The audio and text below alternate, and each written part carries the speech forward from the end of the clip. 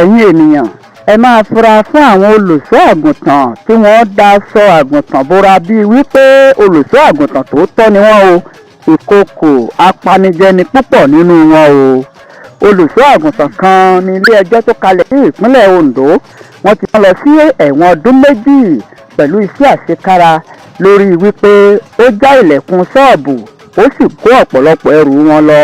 ilé ẹjọ́ májísírèètì tó kalẹ̀ sí ìpínlẹ̀ Ondo ní ìlú Àkúrẹ́ tó jẹ́ ìlú ìpínlẹ̀ náà ni wọ́n ti rán ọkùnrin kan tó jẹ́ pásítọ̀.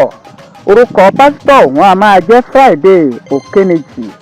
ẹ̀wọ̀n ọdún 2 pẹ̀lú iṣẹ́ àṣekára ni wọ́n ní kó lọ fi gbára o pẹ̀lú bó ṣe jẹ́ yí àwọn kẹ́míkà tí owó rẹ̀ tó 130,000 naira níye. pásítọ̀ yìí ni wọ́n sọ wípé ó jẹ́ olùṣọ́ àgùntàn nínú ìjọ kan tó jẹ́ ìlú mọ̀ọ́ká ní agbègbè Ìwárò Òkè Àkókó ní Àkókó South West Local Government ní agbègbè náà.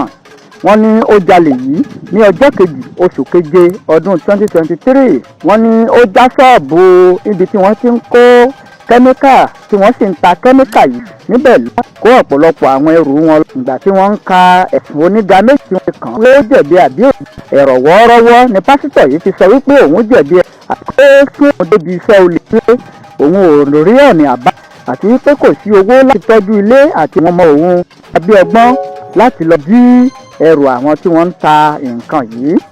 adájọ́ májísírèètì Dámilọ́lá Ṣekóní ó ṣàlàyé wípé ìwọ pásítọ̀ yìí tó jẹ̀bi ẹ̀sùn.